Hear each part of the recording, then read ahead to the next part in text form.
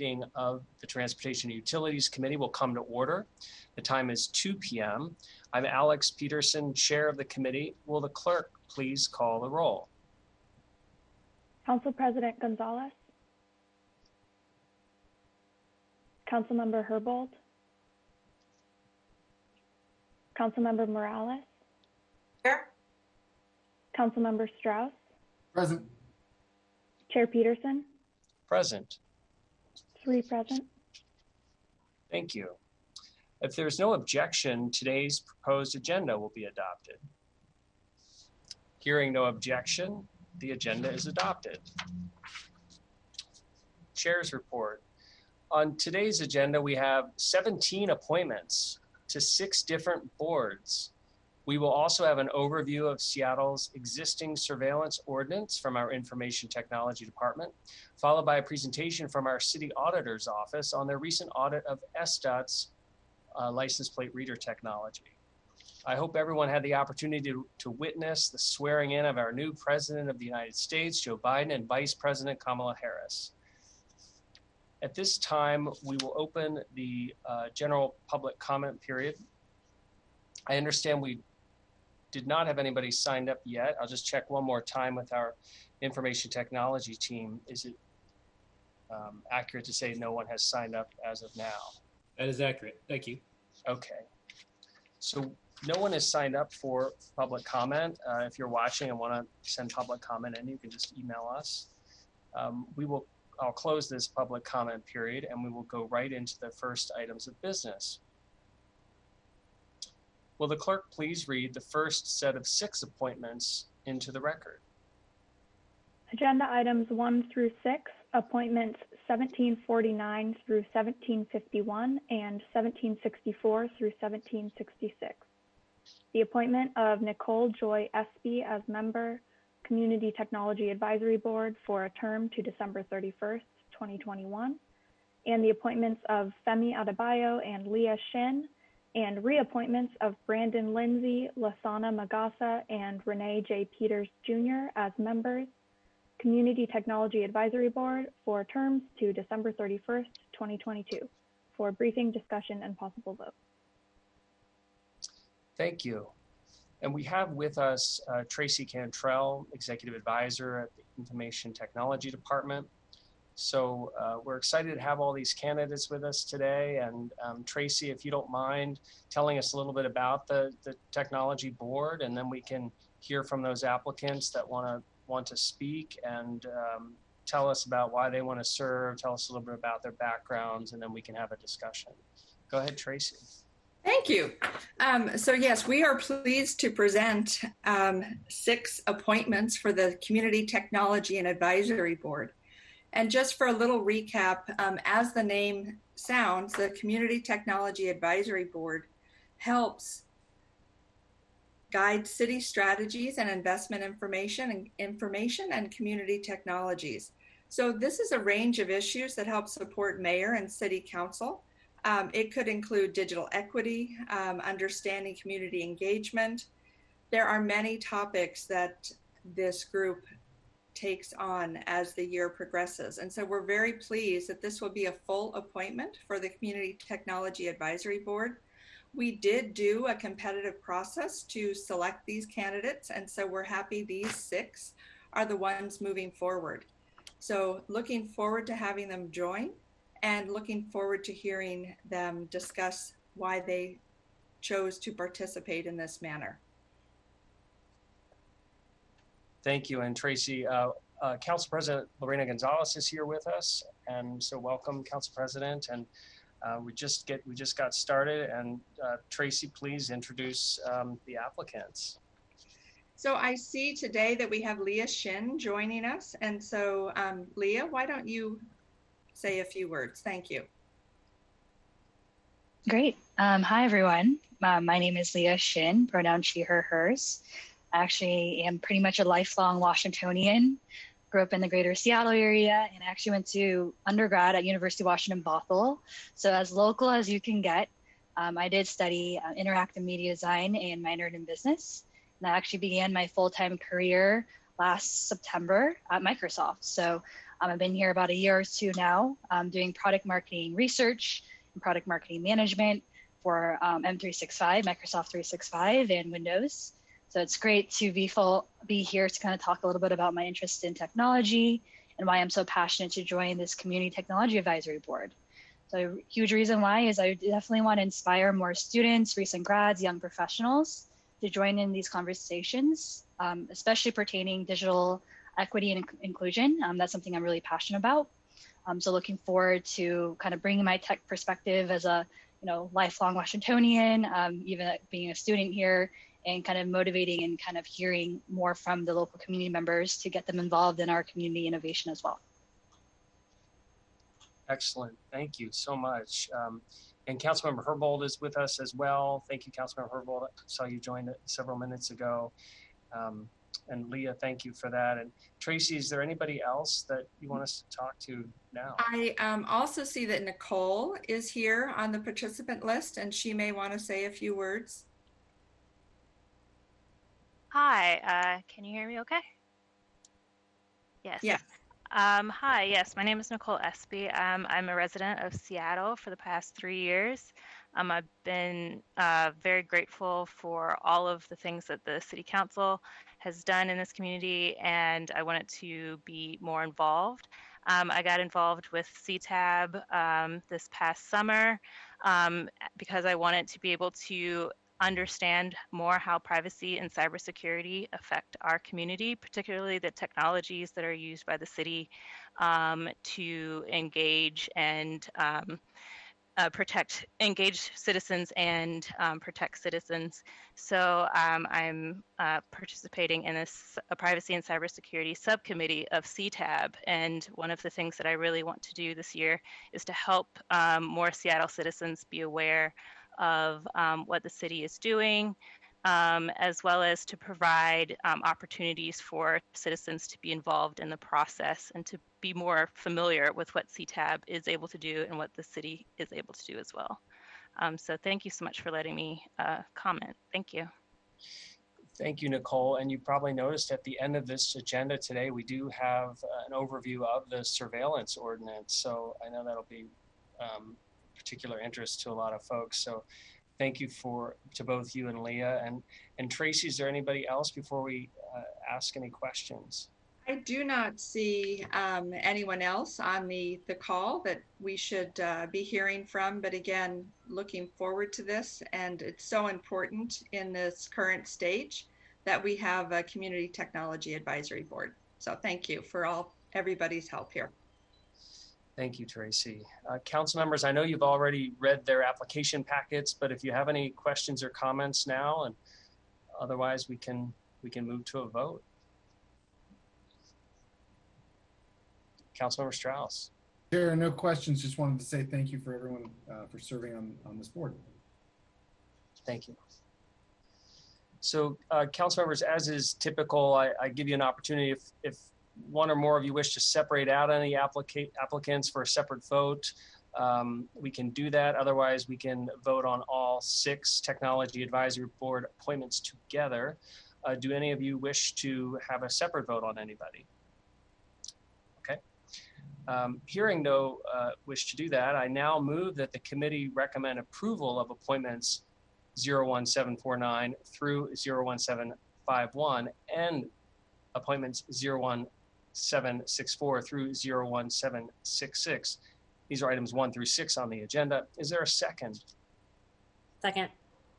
Thank you. It's been moved and seconded to recommend passage of these appointments. Any final comments? Okay, will the clerk please call the roll on the committee recommendation 6 appointments be approved for forwarding to the full city council? Gonzalez, Aye. Herbold, Aye. Morales, Aye. Strauss, Yes. Chair Peterson, Yes. 5 in favor. Excellent. The motion carries, and the committee recommendation is that the appointments will be sent for approval to the January 25 City Council meeting. Congratulations, Leah and Nicole. Thank you again, Tracy, to you and your team. And we will move on to the next items. Thank you. Thank you. Will the clerk please read the next set of appointments into the record? Agenda items 7 through 9, appointments 1722 through 1724, appointments of Sandro R. Pawnee and Emily Walton Percival, and reappointment of Andrew P. Martin as members, Seattle Transit Advisory Board for terms to August 2nd, 2022, for briefing, discussion, and possible vote. Thank you. And I believe we have Nico here from SDOT. Hi, I see you there. Hey, Councilmember Peterson. Great. So tell us, remind us for the viewing audience a little bit about the Transit Advisory Board, and then we can have the applicants who are able to join us at this meeting. Let us know why they want to serve and how their background might help with their service. But go ahead, Nico, please. Fantastic. Yes, thank you for having us all here today. My name is Nico Martinucci, and I'm the staff liaison for the Transit Advisory Board. By way of background, the Transit Advisory Board was created back in 2015 by the City Council, so it's one of our newer advisory boards, modal advisory boards. The board has two main charges. The first is advising the city and our partners on transit and transit-related issues within the region. And then second, more specifically, the board provides oversight of the voter-approved Seattle Transportation Benefit District Proposition 1, initially passed by voters back in 2014, and then very recently reapproved by voters just this last November. The board is made up of 12 members, 6 mayoral appointees, 5 council appointees, and 1 Get Engaged member. We have in front of the committee today 1 reappointment and 2 new appointments, all of which are council positions on the board. Andrew is up for reappointment. He is one of our current co-chairs on the board, and he was not able to join us here today, but Sandro and Emily are here as new appointments to the board, filling currently vacant positions. Thank you. And traditionally we'll hear just from new appointees, and so we're really happy that both of them were able to join, and love to hear from them if they want to say a few words. Fantastic. Why don't we start with Sandro, since he's first up on the agenda. Hello, everyone. Thank you. Sandro Pawnee. I'm excited to join the board.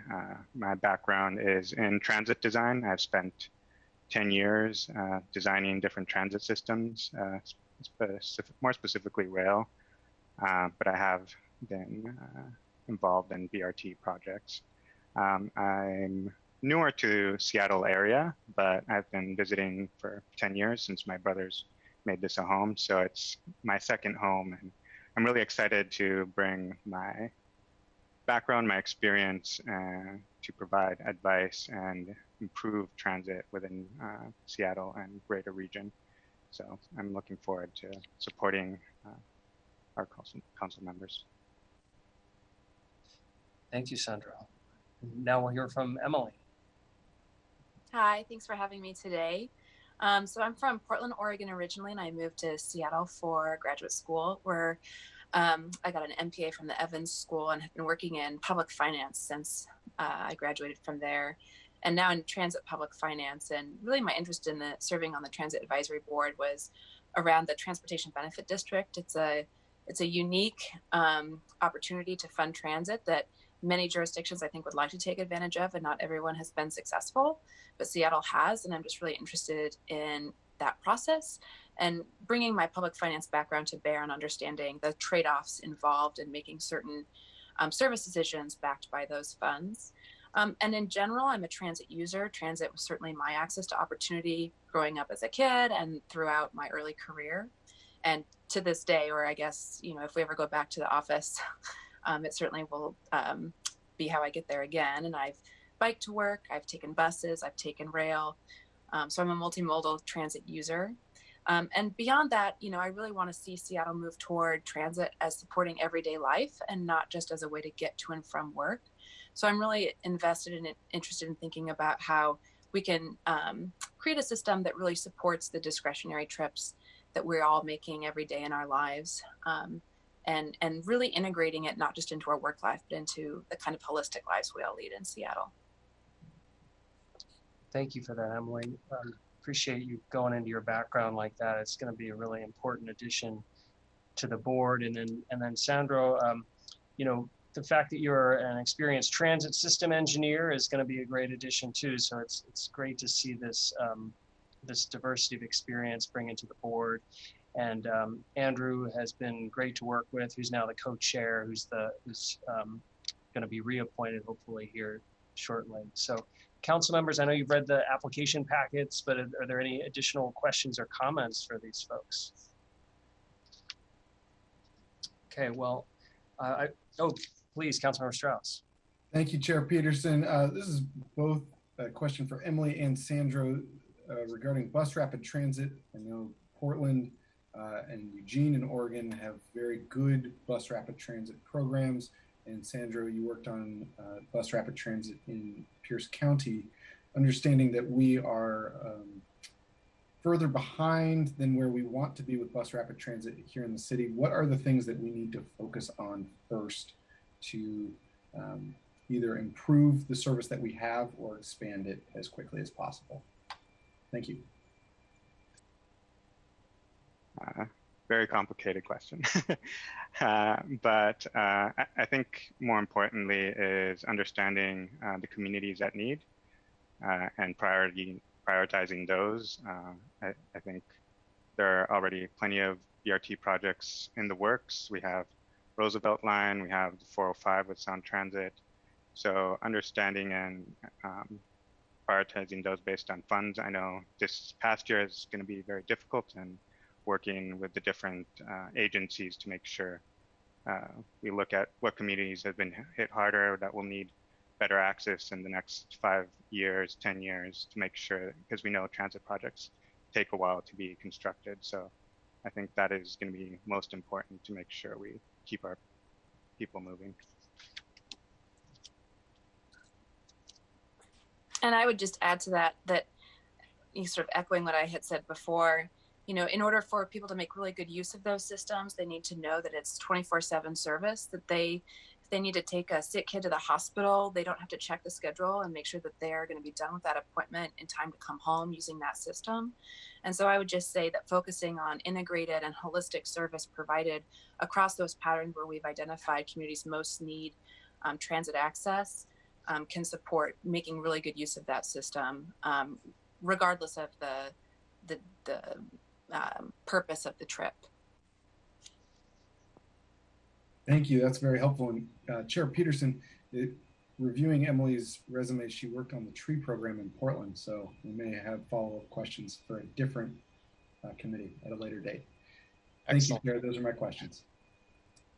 Thank you, Vice Chair Strauss. Thank you for those answers too. And hopefully SDOT or Office of Sustainability and Environment won't hire you away before you're able to serve out your terms here.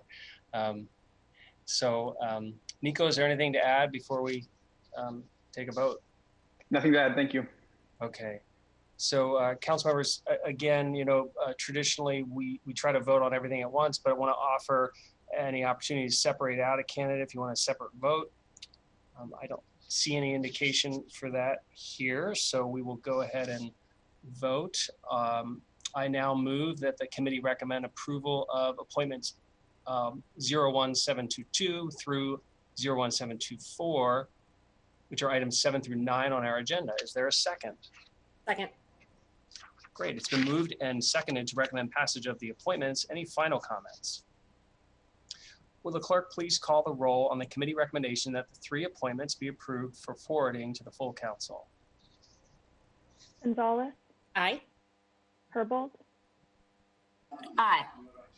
Morales, Aye. Strauss, Yes. Chair Peterson, Yes. 5 in favor. The motion carries, and the committee recommendation is that the appointments be sent for approval to the January 25 City Council meeting.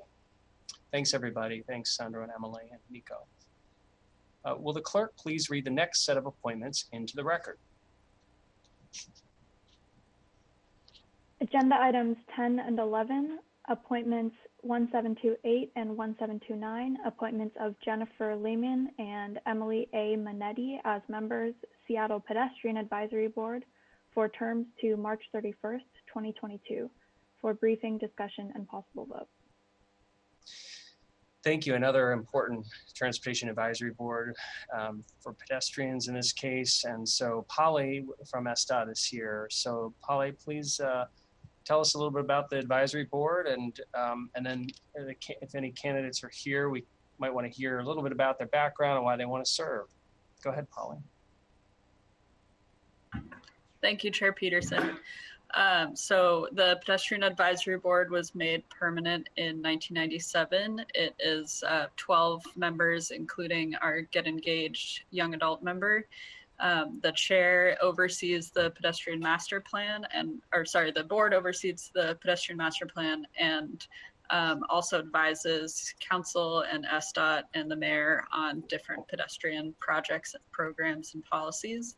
And join with me today are Jennifer Lehman and Emily Minetti, who both have been attending the past several months of meetings and are very excited to be involved with the board. And I'll add also that if appointed, if confirmed, Jennifer Lehman also has the endorsement for the vice chair role on the board during her tenure. So it looks like both of them are on the call, and I'll let each of them introduce themselves. Thank you. Thank you. Please, Jennifer or Emily. Hi, my name's Jennifer Lehman. My pronouns are she, her. Over the years, I've invested my time personally and professionally to making walking, rolling, and biking easier and safer for all ages and abilities throughout the region. I am a South End resident living uphill from the Rainier Beach light rail station. Before the pandemic struck, I would enjoy the half-mile walk between my home and the light rail station each day to get to and from work. I applied for the Seattle Ped Board as another way I could contribute to my community and making Seattle accessible for all road users. By day, I work on an array of financial planning and strategic issues for King County Parks. And I think this work for that the Seattle Pedestrian Advisory Board advances the vision of a transportation system that offers more travel choices while preserving environmental quality and green space. Thank you. Thanks, Jennifer. Welcome, Emily. Hi, everyone. As noted, I'm Emily Minetti, and since moving to Seattle in 2007, I have basically dedicated my career to transportation projects through a variety of employers and then also my free time. You know, I've spent a lot of time working on transit and highway projects, and it wasn't until I worked for a previous employer, the Downtown Seattle Association, that I really began to see the way pedestrian connections make our city thrive, but also how we connect to these multi-billion-dollar investments being made throughout our city through other organizations. So I live in the Roosevelt neighborhood. I have the future pleasure of walking to a light rail station very close by, so I'm really looking forward to that. But, you know, there's just been a variety of ways that moving through the city on foot has changed throughout the course of time in Seattle. And being a parent of young kids and having a stroller, I got just a glimpse into the inside of what it would be like to have limited mobility. And yeah, I'm a passionate pedestrian, and I think through COVID, I've learned to appreciate all of our pedestrian assets even more, because that's really the only way I'm moving anymore, because I'm not going anywhere. So, you know, keeping an eye towards those sorts of investments throughout the city and making sure that people have equal access and investment to good pedestrian networks is what I care the most about. Thank you, Emily. Council members, I know you've all read the application packets, but if you have any questions or comments about the applicants or the board. Okay. Yes, Councilmember Morales. Thank you. I also just want to thank everybody for your willingness, your eagerness to serve, particularly on the Pedestrian Advisory Board. I think it's really important, as you've all said, that we are very deliberate in making sure that people who can't drive or choose not to drive can still move around the city in a way that is safe and gets them to the places they need to be. So I really appreciate your commitment to making sure and holding us to our commitments to invest in the kind of infrastructure that allows people to walk and roll and bike to the places they need to get for their families. So thank you for your work and your interest in serving on this board. Thank you, Councilmember Morales. I remember one of the first times we met, we got excited talking about pedestrian safety and the common ground we have on that. So thank you for recognizing the importance of this board and the volunteers on it. And thank you, Jennifer and Emily and Polly for being here. And council members, any other questions? Okay. Yes, Vice Chair Strauss. Thank you, Chair Peterson. Emily, it's always, we have had so many walks downtown looking for quick wins and how we can improve the pedestrian experience. And Jennifer, it's great to have you here. I guess for Jennifer, since you're in strategic initiatives and project management, could you share with us what you think has gone well during COVID to pedestrianize the city and what we need to do next? And then Emily, if you could share, what are the quick wins that we need to accomplish in and around the Roosevelt station before it opens? Sure. This was actually a topic of conversation at our retreat last week, as well as over the last few meetings. I think I'm impressed with the swiftness that the city has taken in implementing the Stay Healthy Streets, the Keep Moving Streets, the Stay Healthy Blocks, just the wide array of options and choices that are made toward the communities and different avenues for communities to then be involved and reach out to the city to get more infrastructure or tools and options for them to have that pedestrian infrastructure in their neighborhoods. Some areas to go next, I think that we've been grappling with how to make sure these pedestrian projects aren't having to always be in competition with each other. And you know, we were very favorable and fans of the Stay Healthy Streets, and there's been a lot of conversation about how do we keep them permanent while also still expanding our network throughout the city. As for investments in Roosevelt, I have to admit that I feel very fortunate because there's been some really large investments that have happened in the neighborhood and then are currently underway. For example, 65th, that goes right in front of the light rail station and is a main east-west thoroughfare in Roosevelt. I don't know if it's part of the safety program, but they added bike lanes, but then also narrowed the streets and added parking so that traffic basically just slowed down. We did have a pedestrian fatality at 20th and 65th a couple years ago. There was another pedestrian fatality, I think, at 12th and 65th. So those improvements have made a major change for the better. I know traffic backs up back pre-COVID, but just the fact that cars are moving slower, people are running for the bus, and then ultimately running for light rail, I think is really important. I'm going to give you just more benefits because I'm really happy with all of them. But then they also added turn signals on the 65th and 15th signal, which is wonderful. That's a really scary intersection. And with all the TOD that's going in, which is also great, there's just going to be a lot more movement of pedestrians and cars as well. So those intersection improvements are huge.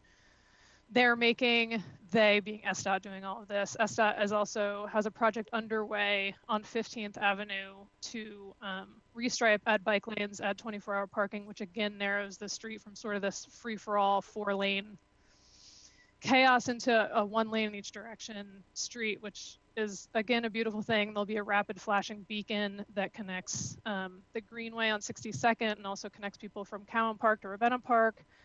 So I'm very pleased with what I've seen happen in anticipation, I think, of light rail and because of these fatalities that happened.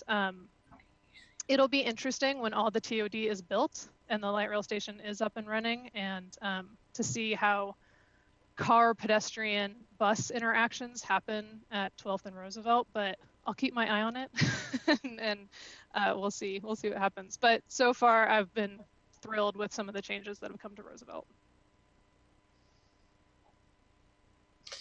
Thank you, Emily and Jennifer. Any more questions, council members?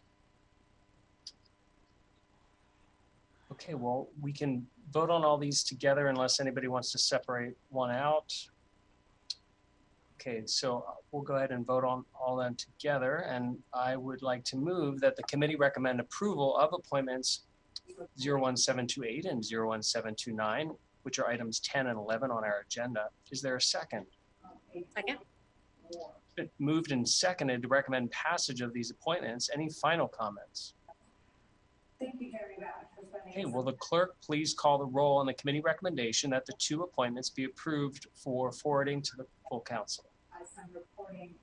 Gonzalez, Aye. Herbold, Aye.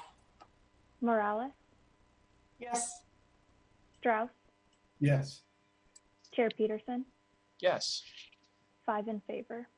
The motion carries, and the committee recommendation is that the appointments be sent for approval to the January 25th City Council meeting. Will the clerk please read the next appointment into the record? Agenda item 12, appointment 1730, appointment of Peaches Thomas as member, Seattle School Traffic Safety Committee for a term to March 31st, 2023 for briefing, discussion, and possible vote. Thank you. And I see Peaches is here. Hi. And then we've got Jennifer from SDOT. Jennifer, do you want to introduce this board and talk a little bit about it? And we'll hear from our applicant. Hi, yes, thank you. The Seattle School Traffic Safety Committee was created in 1975 to bring together Seattle public schools, the city, and parents to improve safe routes to schools. It's a volunteer board of 11 members that represents Seattle Public Schools, Seattle Department of Transportation, Seattle Police Department, King County Metro, and pedestrian, bicycle, and parent advocates.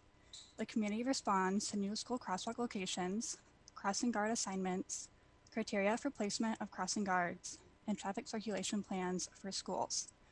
And we do have Peaches on today, so I'd like to give her a minute to introduce herself as our new appointee.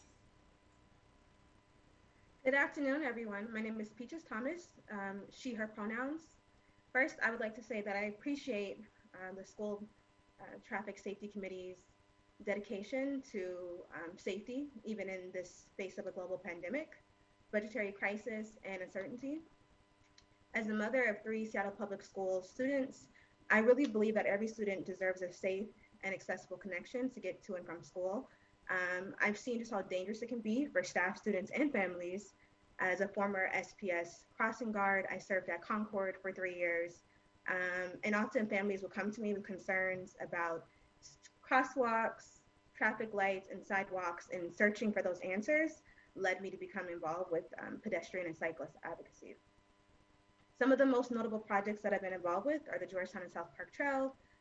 Then last year, I co-led outreach for SDOT's Home Zone pilot project in South Park.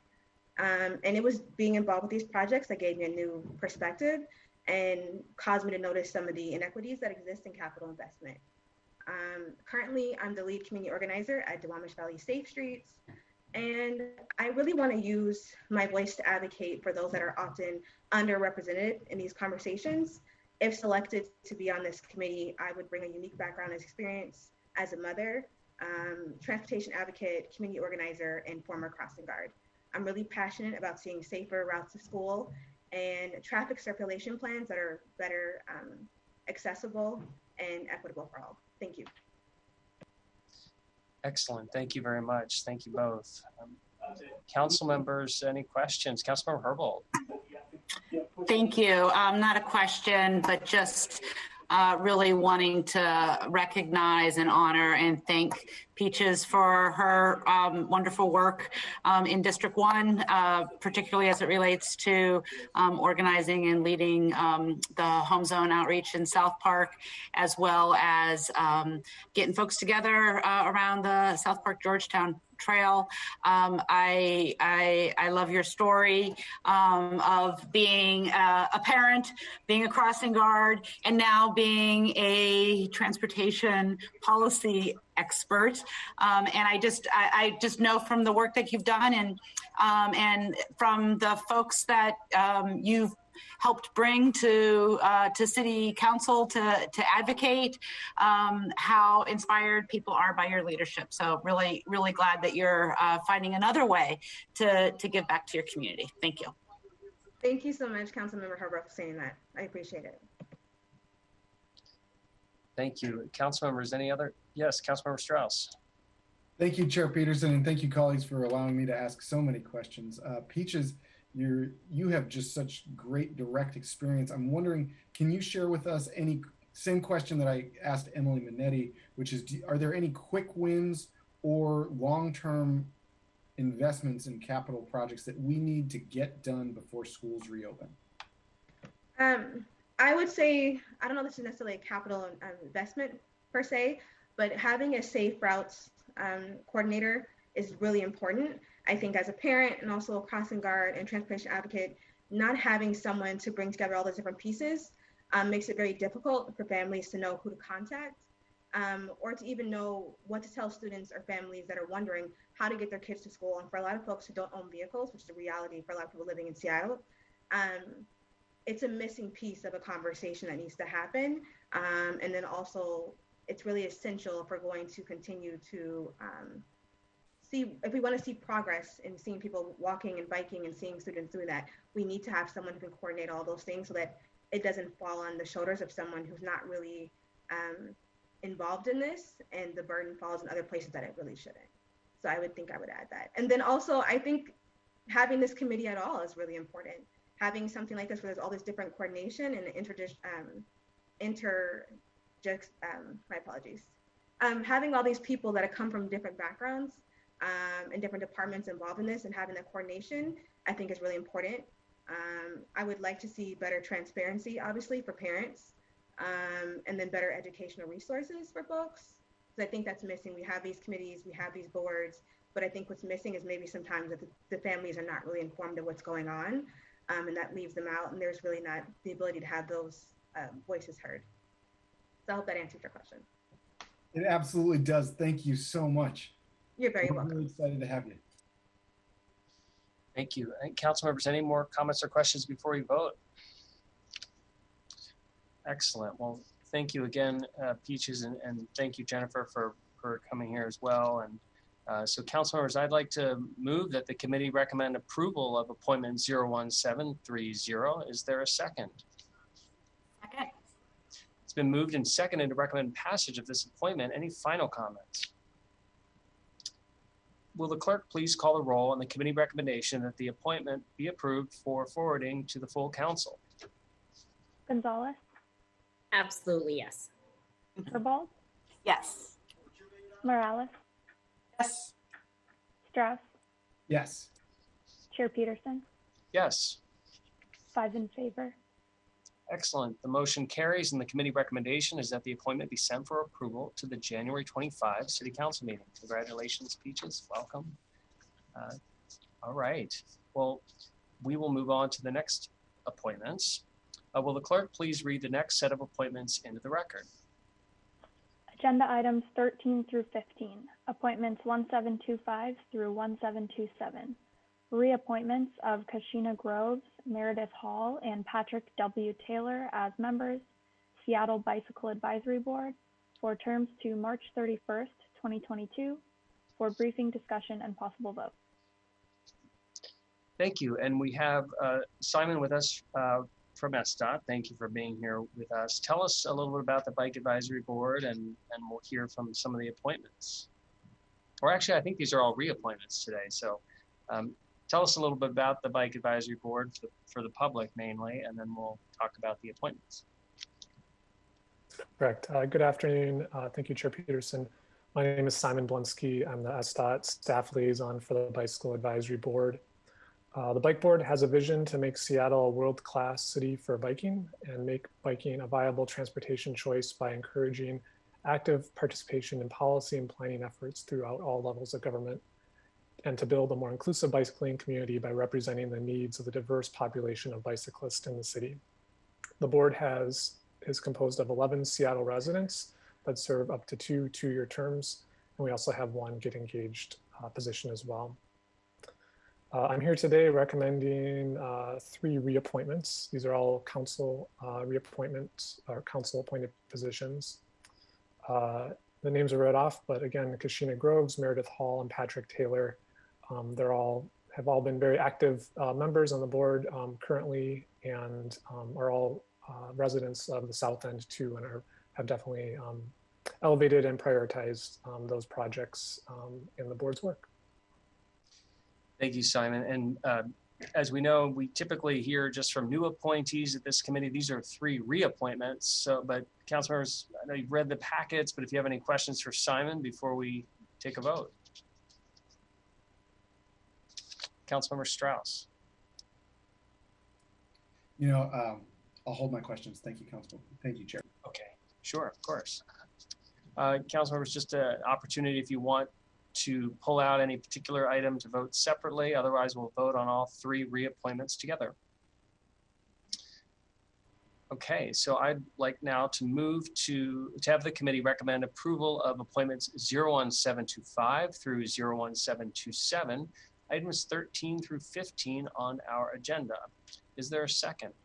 Second. Thank you. It's been moved and seconded to recommend passage of these appointments. Any final comments? Okay, will the clerk please call the roll on the committee recommendation that these appointments be approved for forwarding to the full council? Gonzalez, Aye. Herbold, Yes. Morales, Yes. Strauss, Yes. Chair Peterson, Yes. 5 in favor. Excellent. The motion carries and the recommendation will move forward to the full council to vote on these on January 25.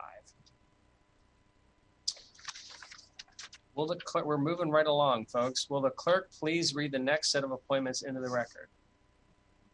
Agenda items 16 and 17, appointments 1720 and 1721. Appointment of Ann Eyre and reappointment of John Putz as members. City Light Review Panel for terms to September 30th, 2022 for briefing, discussion, and possible vote. Thank you. Folks, we're switching gears here now. We're at Seattle City Light Review Panel, and we've got Lee from City Light here. Thank you. Why don't you tell us a little bit about the review panel, and then we will hear from the new appointment. Yes, thank you. Again, I'm Lee Bareka. I manage the strategic planning and performance team at City Light, and I also am the administrator for the review panel. So that just a little bit of background, the City Light Review Panel was established in 2010 through City Ordinance 123256. At the time, the panel combined the duties of 2 former groups, the City Light Advisory Board and the Rate Advisory Committee. The role of the current panel is to provide input to City Light on the development of our strategic plan as well as the accompanying rate path. The panel consists of 9 members representing our diverse stakeholder community. We have an economist, financial analyst, a nonprofit representative, nonprofit energy efficiency, I should say, representative, a commercial customer representative, residential representative, industrial customer representative, a low-income customer representative, a suburban franchise city representative, and a member at large. 4 of these positions are appointed by the council, 5 by the mayor. Today, we bring forward 2 appointments, both of which are council appointments. One is for reappointment and the other is a new appointment. First, we're submitting Dr. John Putz for consideration to the member at large position. This will be John's 2nd term on the panel. John's a 15-year veteran of the energy, software, and trading industry. He received his PhD in experimental particle physics from the University of Washington. And in his first term with the panel, he was a very engaged and valuable member to the group. Our 2nd nomination for a new panel member is to represent our industrial customers. And now I'd like to introduce Ann Eyre. Good afternoon. As Lee said, my name is Ann Eyre. I grew up in Montana and went to undergrad at a small school there. I went to grad school at Indiana University, and at both places I studied geology. Prior to moving to Seattle, I worked as a mining geologist.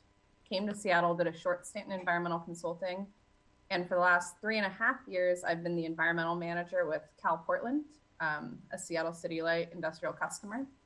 On a personal level, I'm also a City Light. I'm a Seattle resident and a City Light residential customer as well. If appointed, I very much look forward to working with the panel on what I see as an incredibly set of complex problems facing public utilities at this time. And I believe that a collaborative effort is going to be the only way that these utilities are going to be able to balance the diverse stakeholders they need to serve. So on a personal level, I'm a strong advocate for industry, but I also strongly believe in environmental conscientiousness. And while I look forward to the possibility of learning a lot from the panel, I also look forward to the possibility of contributing my perspective as well. Thank you. Thank you, Annie. Council members, any questions for our applicant? And council members, the Seattle City Light Review Panel is a really strong panel, lots of deep experience in the utility world. And, you know, it's a $1 billion enterprise, as we know, and they're working hard to keep rates low since everybody has to pay them. And it's an amazing operation the more I learn about it. We have another item on the agenda today showing the vast realm of Seattle City Light that we'll get to vote on later today. So, yeah, Councilmember Strauss. Thanks, Chair Peterson. Again, thank you, colleagues, for allowing me to ask so many questions. Annie, if from your perspective, are there improvements that need to be made immediately from your perspective, or are there things that are going particularly well as the industrial customer service representative? Sure. I would say first and foremost, all things considered, things are going very well for industrial customers. We all know that this has been an incredibly challenging year, and we are still all receiving service without delay. So in short, that's been excellent. and I definitely think that that's an achievement, considering the state of all things. As far as quick fixes, I don't necessarily see anything quick. Because quite frankly, with my limited toe dipping in right now, I see the problems facing Seattle City Light as incredibly complex. They need to update and maintain infrastructure. They have to provide reliable service. They can't sacrifice customer service, try not to sacrifice affordability. So I don't know that I can speak to a quick fix, but certainly a challenging set of circumstances worth looking into for the long term. Excellent. Thank you very much. Your feedback clearly demonstrates your ability to understand the complex variables that City Light engages with. Thank you. Thank you. Thank you, council members. Any other questions for our applicant? Great. So we'll go ahead and vote now. Council members, if you want to have two separate votes, we'll just normally vote both of them together, if you don't mind. Okay. So I'd like to move that the committee recommend approval of appointments 01720 and 01721, items 16 and 17 on our agenda. Is there a second? Second. It's been moved and seconded to recommend passage of these two appointments. Any final comments? Will the clerk please call the roll on the committee recommendation that these two appointments be approved for forwarding to the full City Council? Gonzalez? Aye. Herbold? Yes. Morales? Strauss? Yes. Chair Peterson? Yes. 5 in favor. Thank you. The motion carries, and the committee recommendation is that the appointments be sent for approval to the January 25 City Council meeting.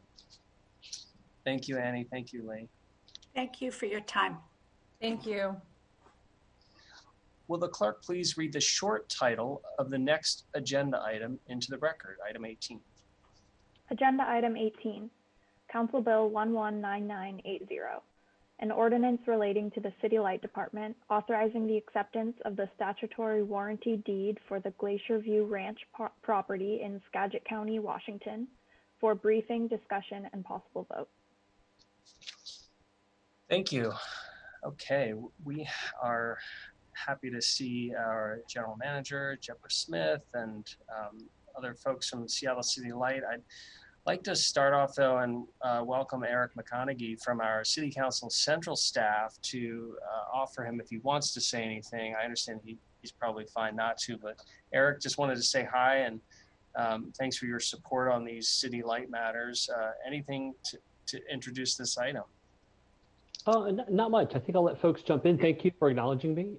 I'm happy to be here. I've had a couple of opportunities to hear about these items, and they're familiar with some things we've seen before. I'll just frame up this particular item is before the committee. The decision for you today is to recommend or not. I hope you do recommend because I think it's a good idea.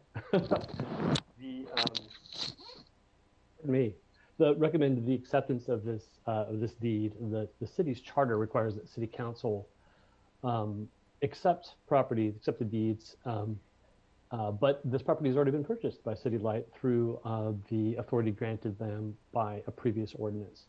So without much further ado, I think I'll get out of the way and let folks take it from here. Thank you, Eric. And yes, I'm supportive of this item as well. And let's hear from Deborah Smith.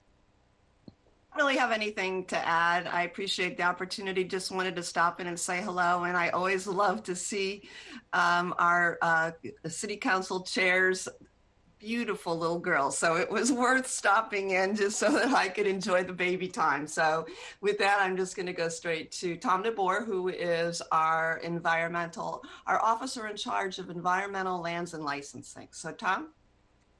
Good afternoon, Chair Peterson and council members. Happy to be here. I'm Tom DeBoer, Chief Environmental Officer. I've got a short presentation. If it's all right, I'll share my screen and just walk through it. Yes, please. Thank you. See if we can.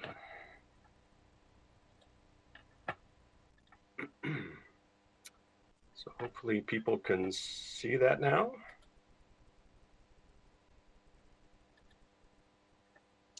Yes. Great. Go ahead. Well, this is a approval of a deed of a property that we purchased under a wildlife management program. This is a view of the property. It's up along the Skagit River, looking into up the river. The property, you can see the 2/3 of the property in the foreground and the transmission towers coming down from the Skagit hydro projects in the background there. But this is a property that we purchased pursuant to a wildlife management plan that was part of the last license, the current license, which was approved by FERC back in 1996. And there are multiple pieces to that license, one of which is a wildlife protection and land management plan that was agreed to by all the parties to the proceeding, and it was implemented by a settlement agreement that was approved by FERC, and then it's one of our license requirements of the FERC license. It requires us, this particular one requires us to spend $17 million in 1990 to acquire and maintain wildlife habitat for the benefit of the project. We have currently spent with this acquisition $16.9 million of that $17 million. So this will be our last acquisition under this program for the wildlife. There are other programs that we'll talk about here in a minute. And to date, under this agreement, we've purchased over 10,000 acres. So the property, we've been negotiating and looking for property for quite some time. We actually completed it back in 2019. The total cost of the property for 140 acres was just over $500,000. And the property purchase is complete. As Eric noted, the settlement agreement and the management plan was approved by City Council back in 1996, which allowed us to purchase the property, but required us to come to City Council to accept the deed after the fact. And so that's what we're doing here today. This is a map of the location, and there's a couple things going on here I'll just point out. The property we're talking about, the Glacier View Ranch, is under the star there. The green parcels are the properties that we've acquired under this wildlife program, so just over 10,000 acres. You can see they run up and down the Skagit River as well as cross over a little bit into the Nooksack River Basin. We also have two other programs that are managed by one by a separate settlement agreement under the license, and another one that is pursuant to ordinance by the city council. Both related to fish. One is a fish habitat acquisition. That's in the blue parcels. They're a little difficult to see because they're smaller and they're located along the river, but we have a number of parcels along the Skagit and Sauk rivers.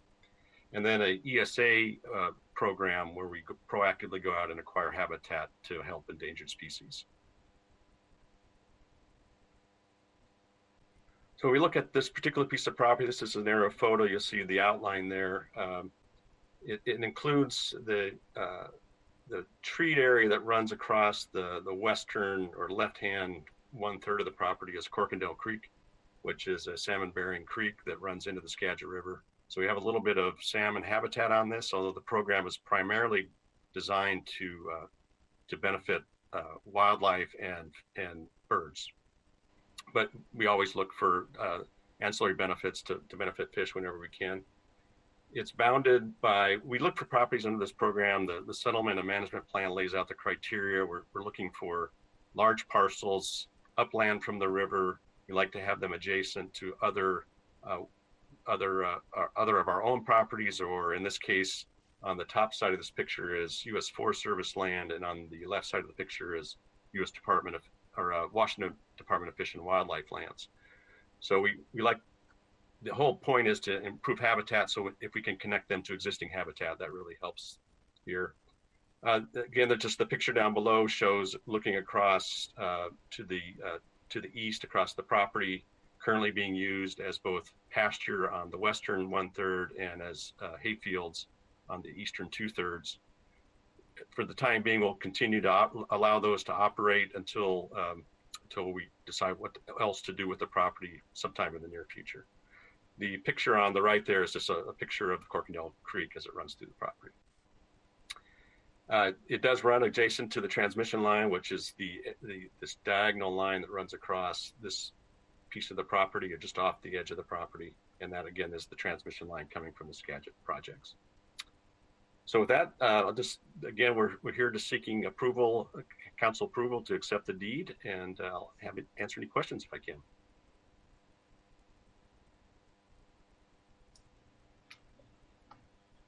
Tom, thank you very much for that presentation. I do have a few questions, and Chair Peterson, please interrupt me if maybe I see you now. Please go ahead. Thank you so much. Tom, this is very helpful information. Understanding that this is the last project as part of the 10,000 acres and $17 million of $1990 figures that we're going to be using. As we renew the licensure in 2025, do you foresee us engaging in a process similar to this where we're purchasing land for environmental benefit? Yes, and obviously the properties we purchase will continue on. We'll continue to maintain those and manage them for wildlife protection going forward. We have already begun the process of the new license that will start in 2025. And a lot of those discussions, lots of pieces to it, obviously, but wildlife management and protection are already big pieces of it that we anticipate there will be, at a minimum, a wildlife protection and management plan. Whether we accomplish it by settlement or by FERC order, we will have some new projects going forward under the new license, undoubtedly. Wonderful, thank you. And you mentioned what you do to the land, what developments for either the terrestrial animals, the birds, or the salmon. Can you give us a preview, if you have one, of what you will physically alter, how you will physically alter this land?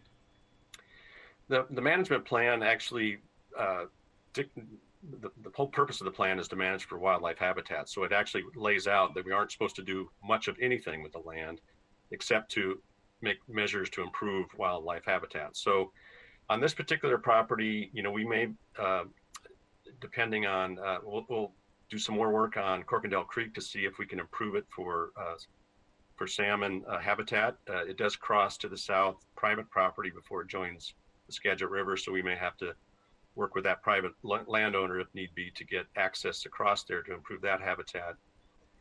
Normally we would spend the maintenance is just to keep they're public lands, so they're open to the public, but we want to keep, any trespassers that are there for other activities that aren't allowed, or, we've had problems with, trash and that kind of stuff. So we clean that up.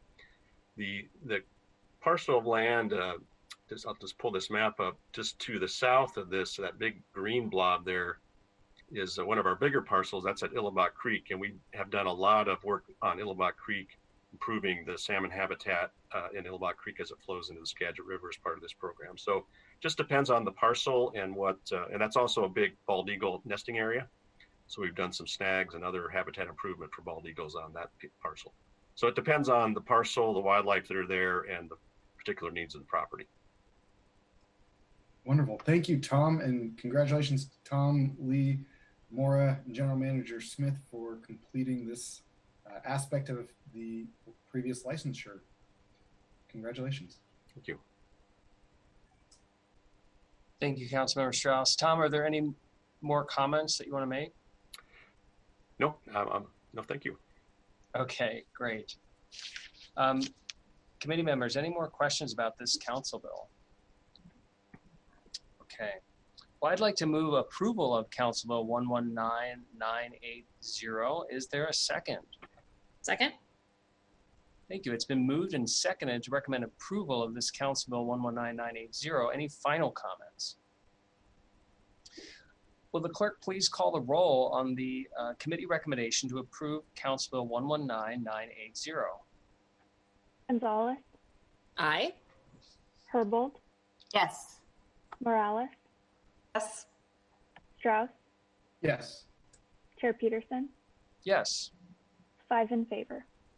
Thank you. The motion carries, and the committee recommendation is that this council bill be sent for approval to the January 25 City Council meeting. Thanks to our presenters. Good to see you all. Folks, we've just got a couple more items here. Will the clerk please read the title of item 19 into the record? Agenda item 19, Information Technology Department Overview of Surveillance Ordinance for briefing and discussion. Thank you. So, council members, this is an overview of the surveillance ordinance for the committee members, which is going to help set the table and context for the final item on the agenda. The current form of the Seattle surveillance ordinance is the 2018 ordinance 125679, which amended the original 2017 ordinance 125376, which was sponsored by our very own council president, Gonzalez. And it's codified in Seattle Municipal Code, Chapter 14.18. It's in part designed to provide greater transparency to the city council and the public when the city government acquires technology that meets the city's definition of surveillance. Leaders from our information technology department are here to provide an overview of the ordinance. This overview, it's a complex section of the municipal code on surveillance technology. And again, we just wanted to have a refresher on this for the public, for us, set the table because we have an item coming, an audit of a surveillance technology that SDOT uses, and our city auditor is here for the next item. And this will just show the full scope of this ordinance and where the next item falls into that scope. So let's welcome our presenters here today. We have from our City Council Central staff, we have Lisa Kay, and then from Information Technology, we've got Ginger Armbruster, and I believe Saab Bashir, our Chief Technology Officer, might be joining as well. So please, Lisa, did you want to say anything to start us off as our Council Central staffer? Thank you. No, actually, I was just letting you know. In fact, I am here. Okay, great. Thank you. Mm-hmm. So Ginger, please get us started here. Thank you. Happy to. Thank you for the time. I am Ginger Armbruster, the Chief Privacy Officer, reporting to Saad Bashir. Also, I think somewhere in this crowd is Omari Stringer, who is a member of my team who works diligently on these projects as well. So there's Omari. I'm going to share my screen. Please let me know when this is visible to you. Hopefully you're seeing Surveillance Ordinance SMC 1418. Is that correct? Yes.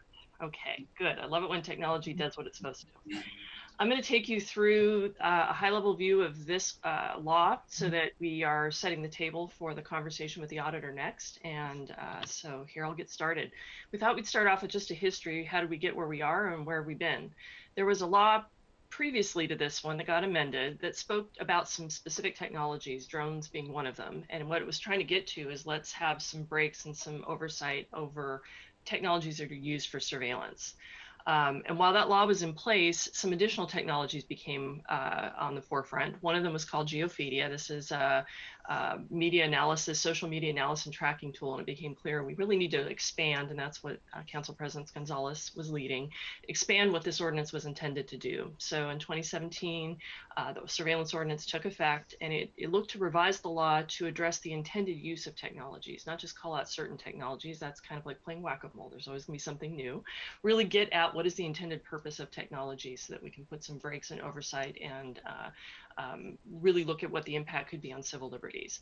So that year we identified through a self-audit process, and IT's role in this is as project manager reporting out on behalf of the executive, a self-audit process that identified 29 technologies throughout the city in 4 departments.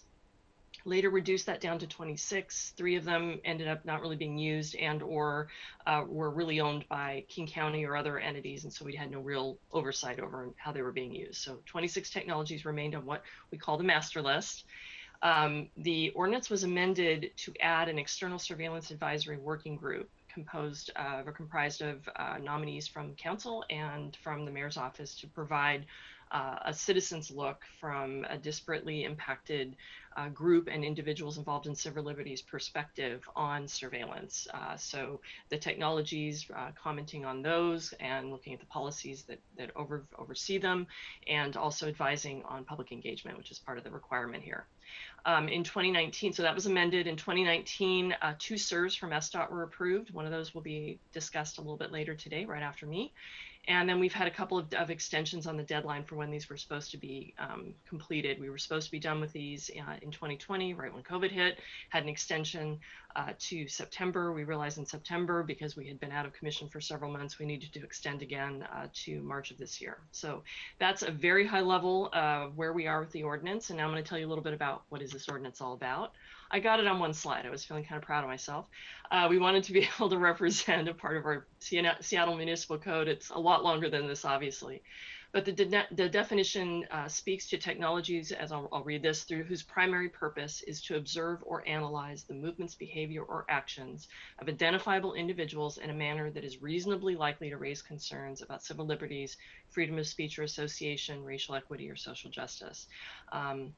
It also expands the definition of identifiable individuals to license plate data, which can be combined with other records to identify people. So working with that as the definition, there are a set of exclusions.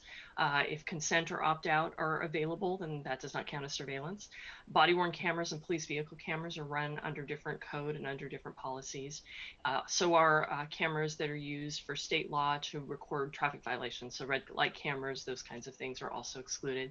Security cameras that are on buildings or inside buildings, clearly signed, there for security purposes. And any city infrastructure protection cameras. So our friends from Seattle City Light, anything we have on dams or critical infrastructure to act as a security camera.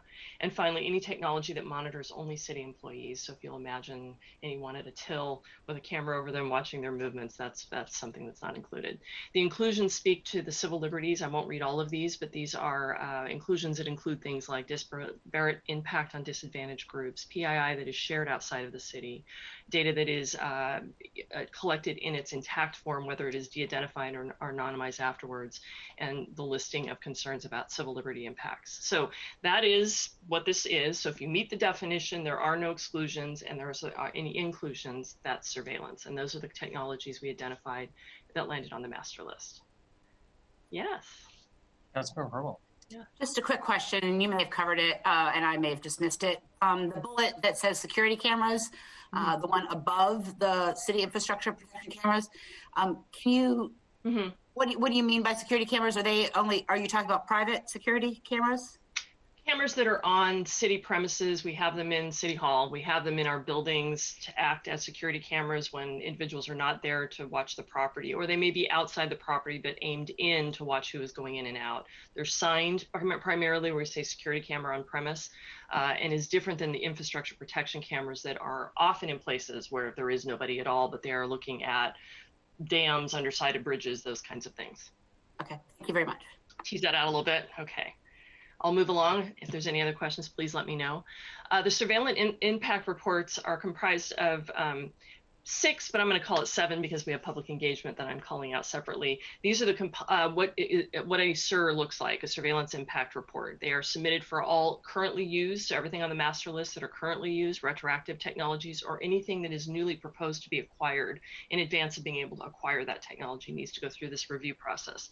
The privacy impact assessment asks somewhere upwards of 50 questions about data use and sharing and collection and management and security. Financial information is more or less a business case. Why you use this and what does it cost us to run this technology? A racial equity toolkit that tries to take advantage of our RSJI initiative to look at racial impacts, disparity impacts. A public engagement portion where comments and analysis are included for you all to take a consideration of where the public is concerned. Privacy and civil liberties impact assessment is the piece that comes from the surveillance working group. So these are the questions, concerns that they may raise as a group about the technologies, the policies, and how it works. And then the CTO has an opportunity to respond to any of those, whether there are changes proposed to policy or we feel that those concerns are already addressed by the other parts of the surveillance impact report. And then the appendices and supporting documentation, usually those are things like, here's the policy that governs what we talk about in section 4.3, and here's the detailed policy. So all of that gets bundled together. The departments are the subject matter experts for what is primarily operational technology, and we project manage this. So at IT, my job is with Omari to work with the folks from the department to make sure these are readable English, answer the questions appropriately, package them up in a template, and are ready to present. And we also lead the public engagement piece. So any questions on any of that? Yes. Yeah. Again, just a little bit more detail about the difference between 1 and 5, the privacy impact statement, and the privacy and civil liberties impact. The privacy impact assessment is what we do when we look at anything with a high privacy risk. And what we did is looked at all of the questions that were in the law. There's a couple pages that speak to all these questions need to be answered. It really outlines everything to do with data collection, everything to do with how the technology is operationalized, how it's used, what policies direct it. So it's here's everything we know about how this technology is used. The privacy and civil liberties impact assessment takes a look at all that information and sees if there are any concerns by that group, by the working group, about any civil liberties impacts that may be highlighted, where there may be policy that they feel needs to be beefed up, or other issues that they are raising about how the technology may be used. So those are different for each one of these depending on their assessment of where there may be civil liberties impacts. So 2 different ways to look at it. One is here it is, and the other is here's what we may be concerned about that we would like to raise to your attention and maybe ask questions about. Does that answer that for you? Okay, good. These take some time, as you can imagine. So 8 to 9 months, a little bit longer, depending on public engagement and how that goes and any other reviews or concerns or questions that may come up along the way. So we draft these with the departments.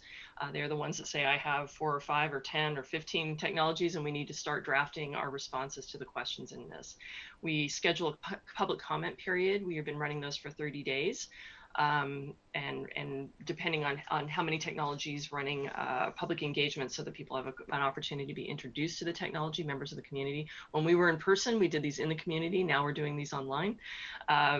So that's what those are. We then take the public comment in its full form, which is required to be turned in by law, but we do an analysis on it, raise up any issues, any themes that we want to make sure everyone is aware of, if there's any consistent theme that comes out.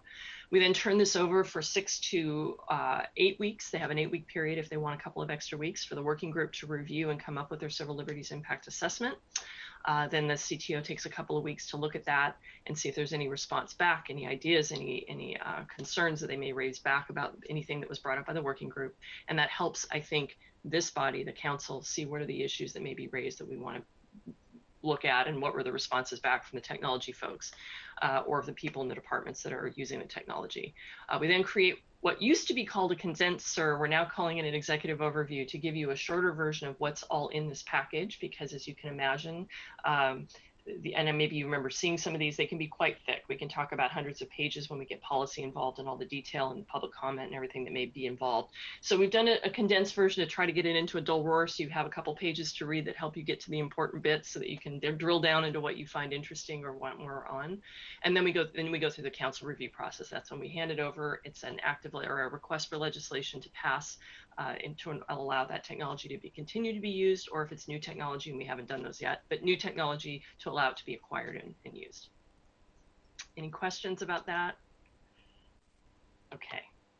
And the surveillance impact report is not all that is required by this law. So this is what leads us into the next part of the conversation, which David Jones and his team will be speaking about, is the audit that was conducted on one of the technologies for SDOT.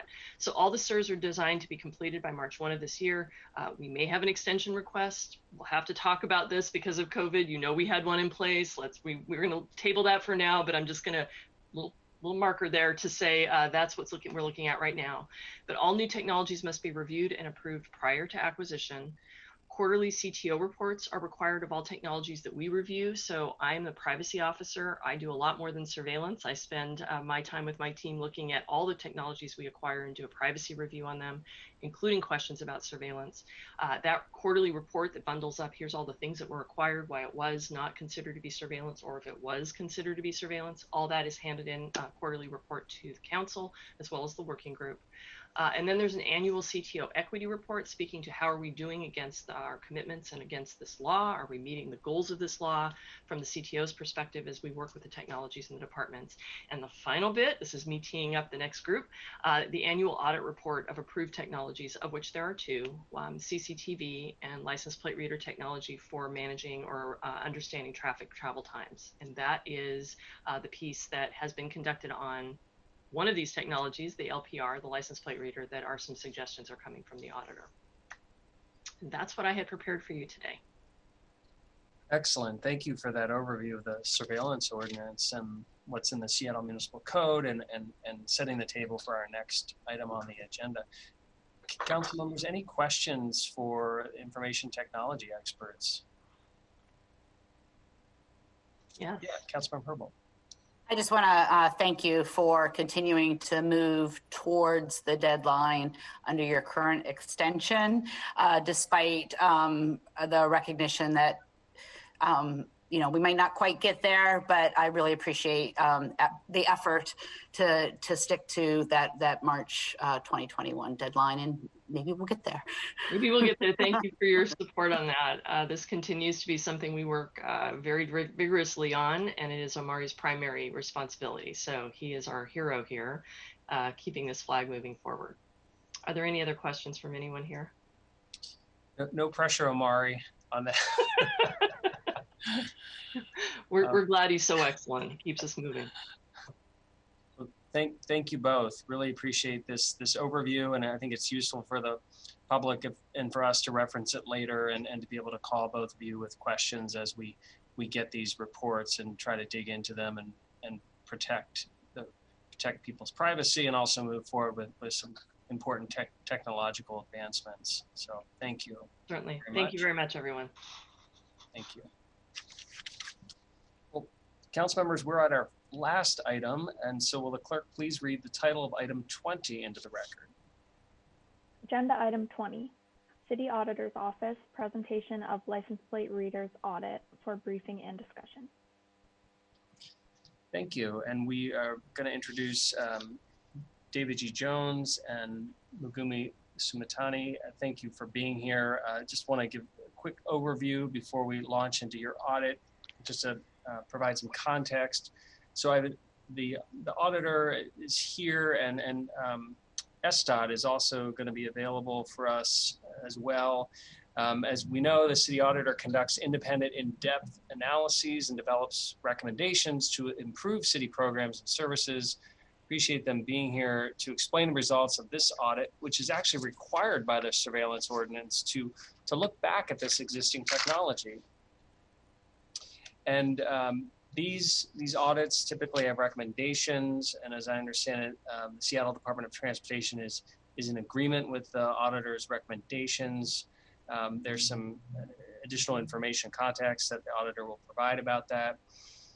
Again, this audit was required by the original 2017 surveillance ordinance, Ordinance 125-376, which requires the city auditor to conduct an annual review of the city's use of city council approved non-police surveillance technologies.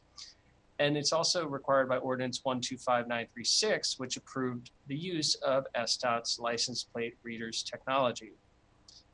SDOT's license plate readers, LPR technology, is used for capturing license plate information to calculate the average travel time between two locations on Seattle streets. LPR cameras are high definition cameras specifically designed to capture images of license plates as they move into view. The LPR data are processed by software that reports the license plate number to the Washington State Department of Transportation, WSDOT. And WSDOT processes the travel time between the two locations and sends the travel time information back to SDOT. So SDOT can post the travel time information to the public on its through various means, such as roadside signs, travel information web map for the public to use in making informed trip decisions, with the hope of reducing traffic congestion and helping people get to work, school, or other destinations on time. So we'll turn this over to the auditor's office. Thank you for being here. Thank you, Chair Peterson, for inviting us here today to talk about our report on the Seattle Department of Transportation's license plate readers camera surveillance technology. And we're going to be referring to this throughout the presentation, referring to the Seattle Department of Transportation as SDOT. That's how we in the city like to refer to them. For members of the public who are watching this presentation, our report is available on the Office of City Auditor website, which is www.seattle.gov/cityauditor.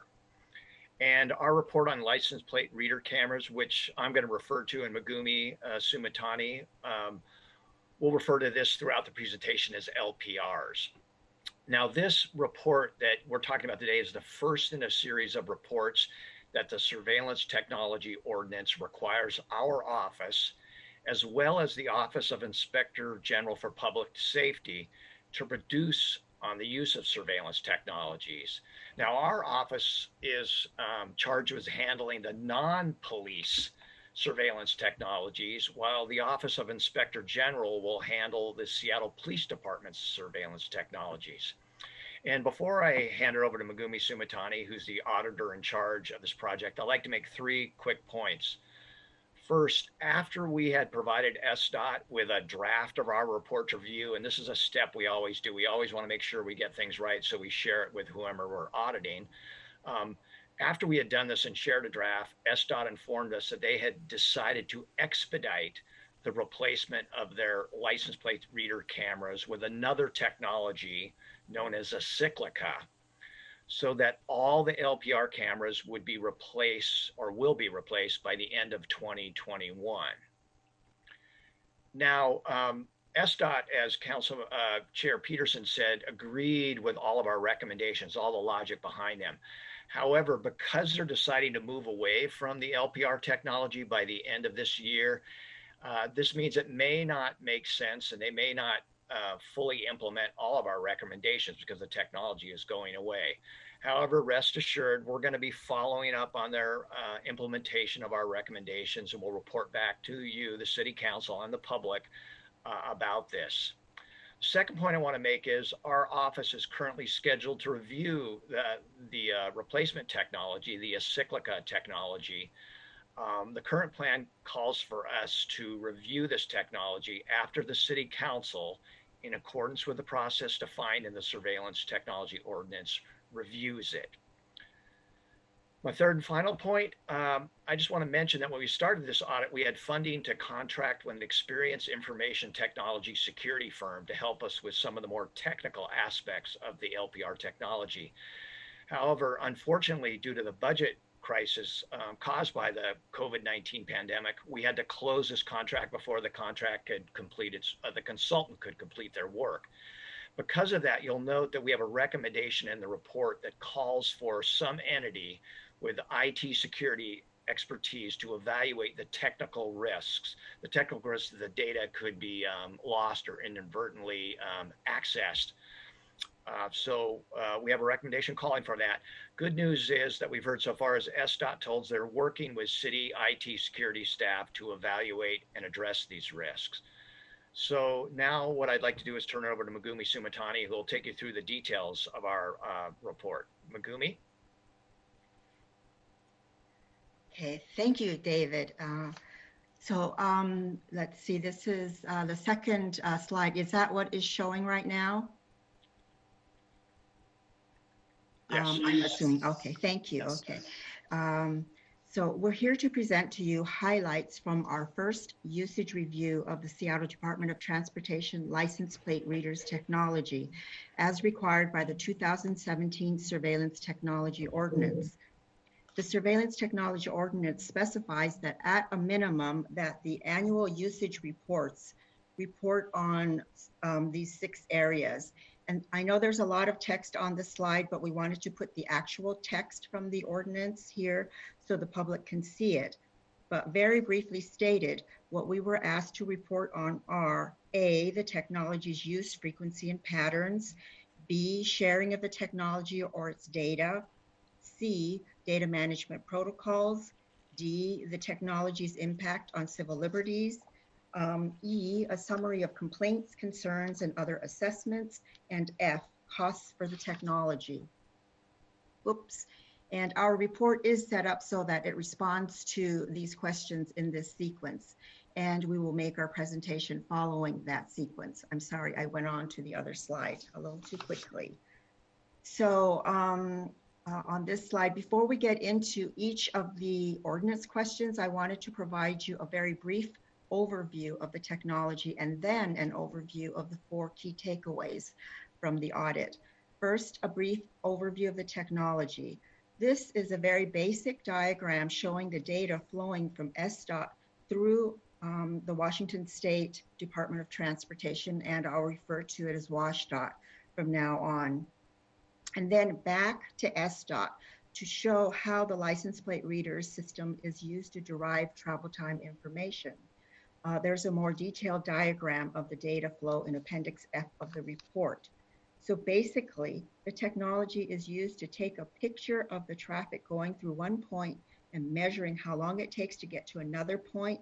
There's WashDOT software that matches the license plates and returns the average travel time between license plate readings. So very briefly, starting from the lower left corner of the slide, the LPR cameras and software are used to capture the images of the license plates as they move into view. And these images are converted into raw data such as the license plate letters and numbers, time and location, which are then sent to WashDOT to produce the travel times. So it's the raw data, not the images, which are transmitted through a dedicated fiber optic network between SDOT and WashDOT. WashDOT processes the travel time between intersections and sends the information back to SDOT, which then shares the travel time information with the public through its dynamic message signs and traveler information map website. And although SDOT uses travel time information for some of its own internal purposes, such as traffic engineering and planning studies, the technology is primarily used by SDOT to share this information with the public so the public can make informed trip decisions. And as of June 2020, there were 100 LPR cameras operating in the city.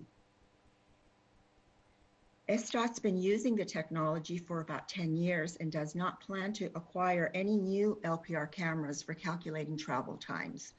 So while SDOT's been maintaining and repairing the cameras, the department's been phasing them out because they are at their quote unquote end of life and no longer supported by the manufacturer. So if an LPR camera needs to be replaced, SDOT's been replacing them with a Cyclica technology sensors, which SDOT also uses for obtaining travel times. And as stated earlier by David, SDOT plans to replace all the LPR cameras with Cyclica units by the end of this year. I would now like to talk about our key takeaways from the audit. Two key issues. It's precisely because SDOT sends and relies on WSDOT to process its data that the lack of a written data sharing agreement with WSDOT is the first key finding in this audit. And we recommended that SDOT develop and execute a written data sharing agreement with WSDOT. However, because SDOT plans on phasing out the LPRs by the end of this year, they indicated that they may not implement this recommendation. And the second key audit issue is that there could be cybersecurity vulnerabilities in the license plate reader system itself. If certain data are inadvertently or improperly shared that have potential to affect civil liberties. And because of this risk, and because we are not IT security experts, we recommended that SDOT engage cybersecurity experts, either in the city's information technology department or consultants to conduct regular security assessments of the system to address data security. And there are other audit issues in two areas. First, there's the need for policies to be updated or revised to reflect actual practices by SDOT and WSDOT. And secondly, there's a need to resolve inconsistencies between the adopted policy documents, the SIR and the CSIR, when policies from those two documents are not aligned. And the SIR is the Surveillance Impact Report that provides detailed information about the technology's purpose, use, and policies. And the CSIR, called the Condensed Surveillance Impact Report, is a condensed version of the SIR, which calls out the policies from it. And as Ginger mentioned earlier, the CSIR has recently been renamed as the Executive Overview Report. And we make 9 recommendations to address our findings. I would now like to start taking you through the key takeaways from each of the 6 ordinance questions. Starting with question A on the technology's use, we have 3 key takeaways. 1, that the technology is appropriately being used in accordance with SDOT's permitted purposes. 2, that the department is not using the technology for any enforcement purposes. And we'd like to point out here that the recently installed cameras on the West Seattle Low Bridge are not SDOT's LPR cameras. They are SPD, Seattle Police Department enforcement cameras, sort of like red light cameras, and are out of scope for this review. And thirdly, that the LPR cameras are in use 24 hours a day, every day, transmitting data to WSDOT. Question B is about how often the technology or its data are being shared with other entities, in particular, other governments. Overall, 3 key takeaways. 1, as mentioned earlier, SDOT is sharing its data with WSDOT continuously. However, as required, there's no written data sharing agreement between them.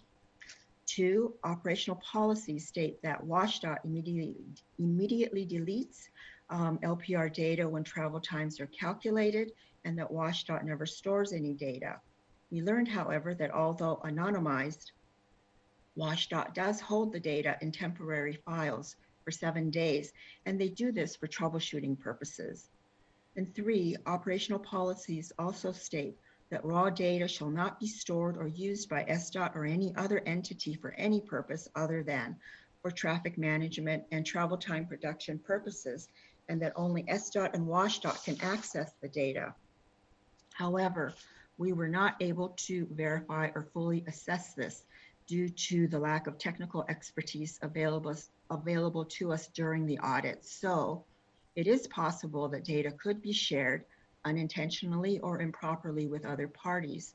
And if SDOT implements the recommendation to engage cybersecurity experts to address data and system security issues, we believe that this would reduce the chance that these risks will occur.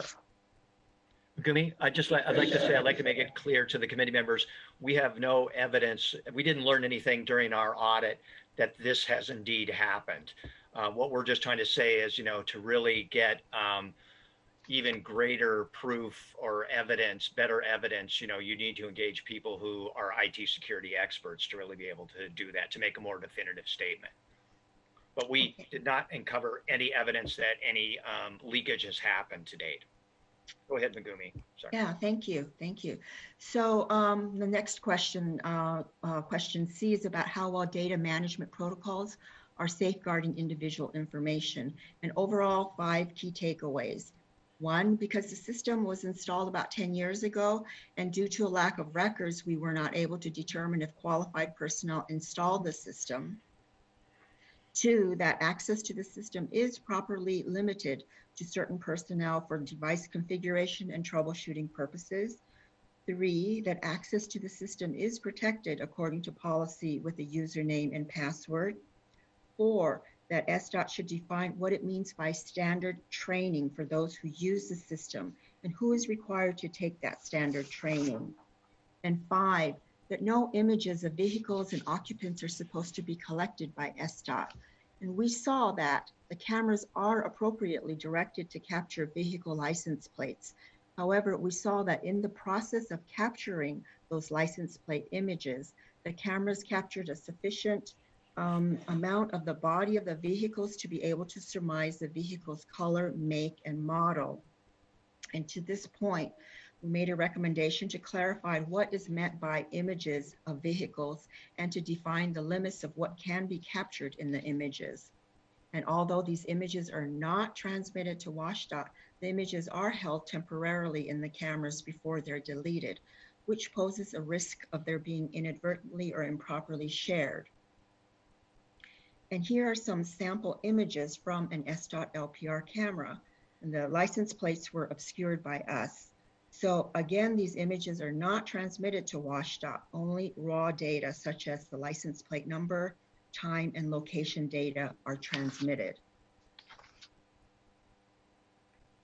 Ordinance question D asks how deployment of LPRs could impact civil liberties or have disproportionate effects on disadvantaged populations. And in terms of the use of the technology and whether it could impact civil liberties, as stated earlier, there is a risk that the system could result in data being shared with unauthorized parties and as a result affect civil liberties. And as also mentioned earlier, we recommended that IT security experts be engaged to assess the cybersecurity vulnerabilities of the system.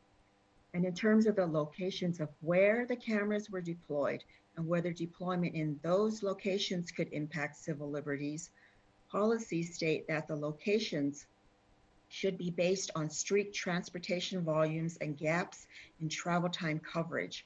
But because SDOT does not have any records showing why the cameras were placed where they were, we were not able to determine if the locations SDOT chose were according to policy. Still, we wanted to see what we could learn about how the cameras are placed throughout the city. So we worked with the Department of Information Technology and the city demographer to map the camera locations to see if anything jumped out at us. And we should also point out that we mapped only the LPR cameras, which are just one piece of the larger network of surveillance technology, which includes the acyclica technology that SDOT uses for deriving travel time information. So in terms of mapping of the LPR cameras, our 2 major observations are that 1, over 40% of the cameras are located in 2 census tracts. Tract 93, which includes Duwamish, Soto, and parts of Pioneer Square, and Tract 109, which is Georgetown, both of which are in industrial areas where the population density is low. And that too, they have a higher proportion of, although the population density is low in those 2 census tracts, they have a higher proportion of disadvantaged residents compared to other Seattle census tracts. Ordinance question E is about complaints, concerns, and other assessments. And we did not identify any privacy or civil liberties related complaints or concerns about the LPR system received by the department by SDOT or the city's customer service bureau between the period 2017 and June of 2020. And concerning other assessments, Over the past 5 years, there was one in-scope security assessment related to the LPR system done in 2015 by a consultant. And as for costs for the technology, that was the last question we were asked to look at.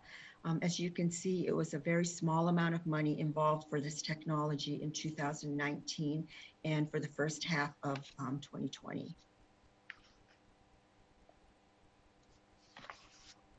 So, and SDOT concurred with our findings and recommendations, but since SDOT has decided to terminate use of the LPR technology by the end of this year, this means that the department will need to determine the extent of resources that should be devoted to their implementation or whether to implement them at all. However, until the technology is completely phased out, it's still important that SDOT and ITD ensure that the data and system are appropriately protected. And as part of our annual recommendation follow-up work, our office will follow up on the implementation status of each of the 9 recommendations from this audit. In closing, we'd like to thank the Seattle Department of Transportation for their cooperation and work with us on this audit. And committee members, please let us know if you have any questions. Thank you. Thank you, Megumi. Thank you, Auditor Jones. Council members, any questions about this report today? Councilmember Furbold and then Councilmember Morales. And we do have SDOT here to answer questions as well. So I appreciate Adi Memory here and Jason Cambridge. But please, Councilmember Furbold. Thank you for filibustering as I got off mute. Appreciate it. I'm a little bit confused about the implications of phasing out from the LPR technology. Does it mean that they're phasing out from the use of this technology or this function altogether, and they're just going to shift to a different technology to continue this function?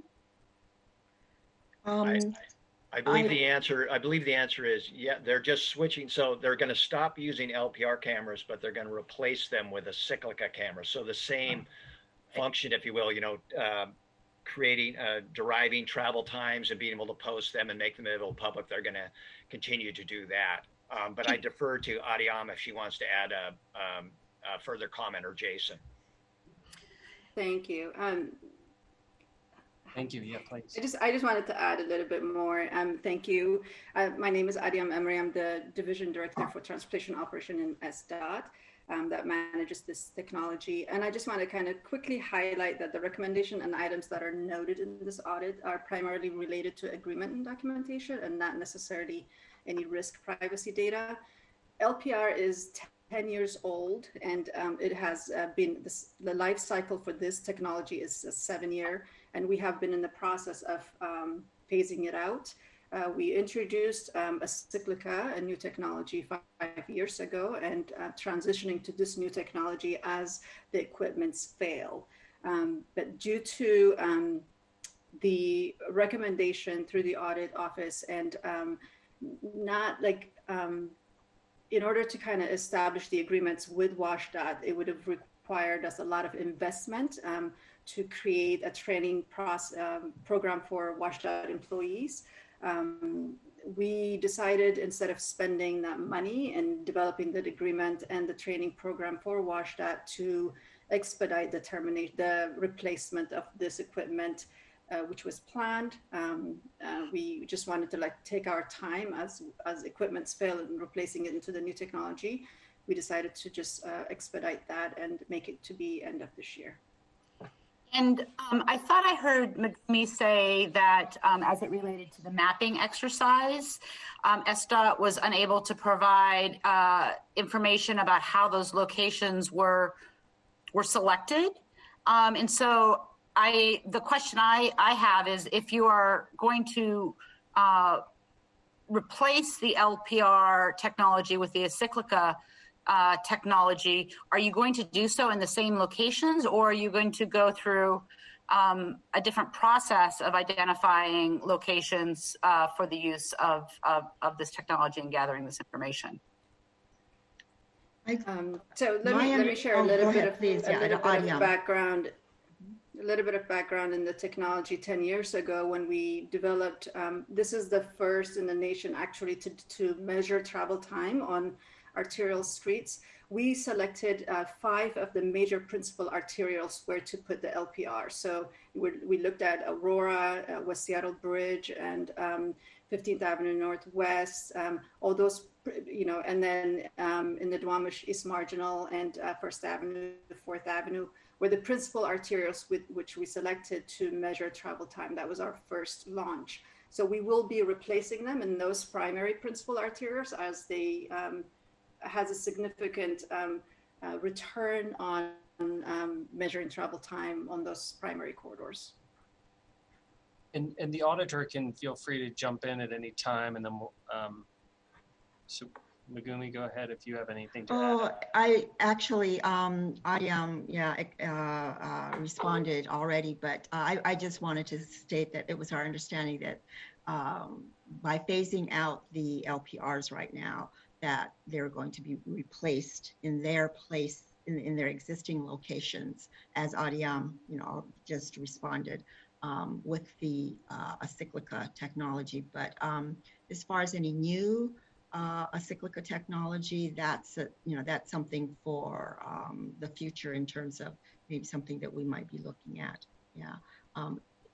What kinds of reasons that they will be placing them in new locations will be something that could be looked at that time.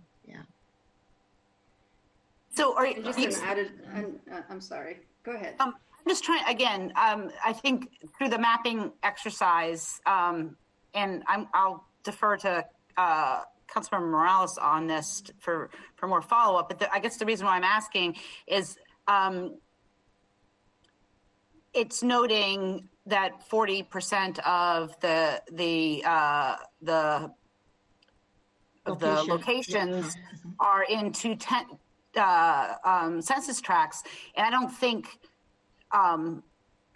our arterials, 42% of our arterials are located in those 2 census tracts. So it might be worth a little bit more of an explanation about why the arterials in those 2 census tracts. But if I could just ask a couple other questions, less about the actual locations. I want to confirm that WashDOT uses Acyclica. Is that true? I don't know if WashDOT uses Acyclica. Adiam, please. They don't. When we launched this 10 years ago, the vision was to create a regional transportation network, and at that time, WashDOT used LPR. And we wanted to kind of create a stream, like without creating city boundaries and having a streamless, travel time being measured with our neighboring cities. We partnered with WashDOT to launch this technology 10 years ago. WashDOT currently does not use Acyclica. They're not doing any travel time measurement in Bottle and other areas where they were where they had the LPR launched at that time. They primarily focus on travel time methodology on the highway and maintain the highway travel time deployment and implementation instead of arterial streets. So they're going to continue using LPR? They're phasing it out, and in Bothell, they're kind of moving out of measuring travel time on arterial streets and just focusing on the highway. I see. Okay, I have a couple other questions, but I don't want to monopolize the time. I'll defer to other folks here. Yeah, we can go to Councilmember Morales and then come back to you, Councilmember Herbold and others. Go ahead, Councilmember Morales, please. Thank you. I have questions in kind of 2 buckets. The first is about why we're doing this at all. So I understand it was to calculate travel times, sounds like from the city's perspective, on arterials, WashDOT was taking advantage of that information also, but their focus is shifting only to doing highways. So I think what you're saying, Adiam, is that it doesn't matter if our two technologies work together or not. But my real question is, if we're using this technology for the purpose of calculating travel time, to what end? So what do we do with that information? Is it to create recommendations for changing infrastructure, or, you know, how do we use the information? And then my second question is getting back to more of the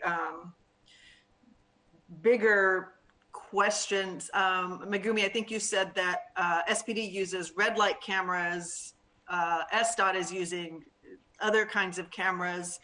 But for me, it raises a bigger question about kind of bulk surveillance of our neighbors, and who owns the equipment, who owns the data that's collected. Are there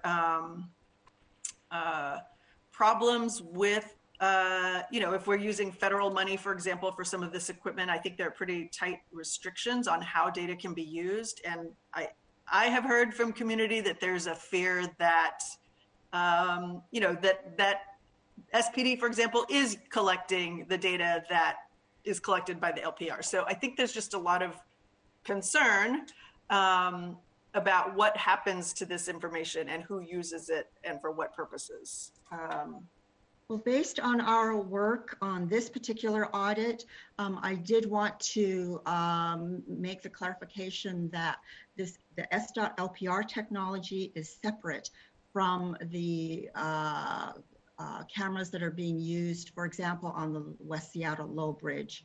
And with our work with SDOT and with WashDOT on this particular technology, the data is just flowing through, and then being put, the average travel times are being posted for public consumption for the most part. Something like 95% of the work that's related to LPR data is for public posting on the dynamic message signs and on the websites. SDOT does use it for some internal purposes, like for traffic studies and things like that, but that is not the bulk of what they use that information for. And it's data that has already been processed by WashDOT. In other words, it's not raw data that's being collected and then being crunched by SDOT, but it's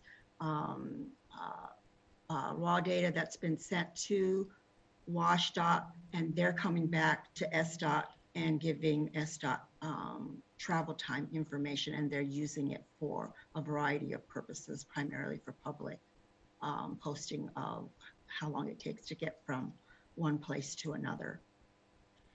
Councilmember Morales, if I just may, you know, what is confusing to the public, and I totally understand, and there are concerns about what's done with the data, who owns it.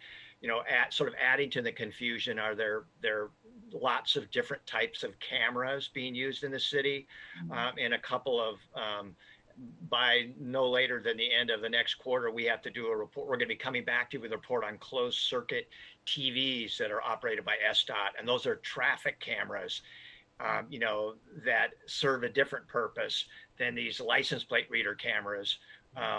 So I can understand community concerns about, you know, all these cameras out there. WashDOT has cameras, you know, the police department has cameras, SDOT has cameras, you know, and I think that's part of the whole point of the surveillance ordinance, to make sure that there are adequate controls in place, you know, to make sure that data is protected.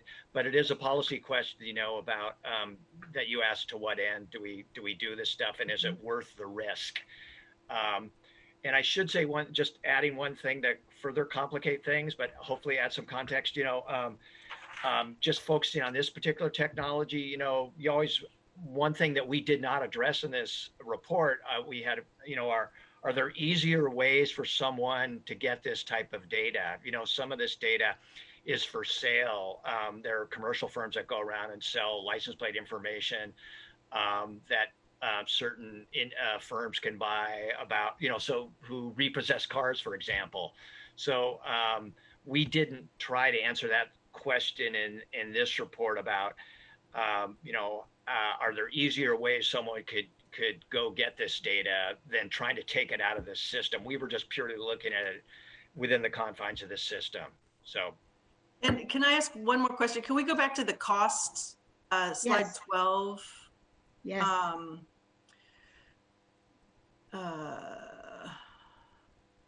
I can go there. Yeah, I mean, I guess, for me, it does raise right there.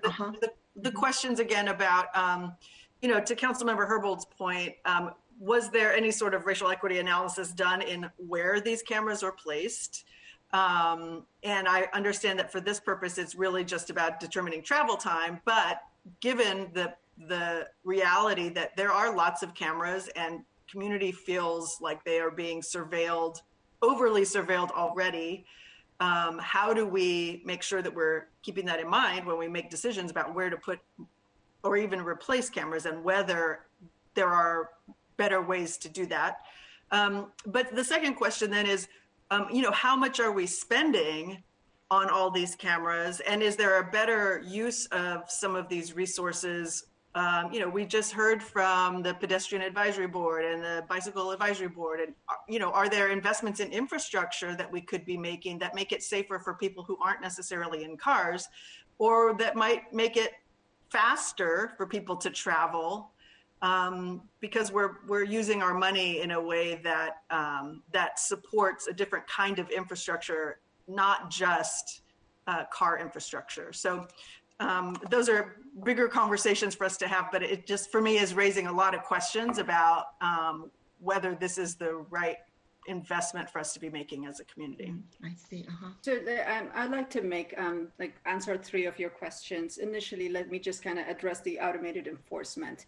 Automated enforcement, it is Olympia gives us the state law giving us permission to do the enforcement and also the engineering process of the automated enforcement. So that principle is run by SPD, and they it's a third-party company that processes it. It's not an LPR, it's a camera technology, as David stated, many different cameras. And red light enforcement, the school speed zone are great, safety issues that we have been launched for this thing. And there's a pilot for transit lane, and then also block the box for 3 years that the legislation has provided us a pilot project to roll those out, which the Lower Spokane Bridge, that is a technology that we're using to identify authorized users to cross that bridge and so forth, that we just launched recently. So that's the automated enforcement. You asked about how data is being used. And so I'm going to use the recent West Seattle Bridge closure and how we've mitigated and come up with a mitigation plan to support businesses, to support freight, to support transit movement for the peninsula. And we outfitted all the alternate route that were identified to get people in and out of this peninsula using travel time. This is a measure that we use significantly to identify capacity analysis, who gets to use the Lower Spokane Bridge. All that policy that's been driven is using those data in calculating what the capacity analysis should be. We have a task force set aside to kind of understand immediate business impact and maritime impact and businesses in West Seattle and who should be. This is the data we utilize consistently to come up with data-driven policies to support impacted communities like South Park and Georgetown and so forth, to give them access both to transit and freight and so forth. So this is a very crucial thing. It's not a car moving. It is a data that we use to have a sustainable, reliable network for transit, freight, pedestrians, bike, and all modes. And it also, place a planning trip and so forth. And it helps us, assess how we allocate the right of way, creating bike lanes and transit lanes, and all those factors are elements that are supported by this data. You asked about whether, it's a pivot, like, if this investment is worthwhile. The investment comes in with when we manage the network in a more stable manner for transit reliability, impacted industries such as the maritime and West Seattle businesses that we've been hearing continuously, in making sure access is adequate, in adequate equity manner distributed to have access to the lower Spokane, which gives them a more closer touch point to their businesses and access. So that's how I want to kind of, I just wanted to kind of share those elements that we use. And I just want to also emphasize the license plate, which is the PII, the data is never kept. So we're talking about rolled up data, which is the travel time that we utilize to service all those things.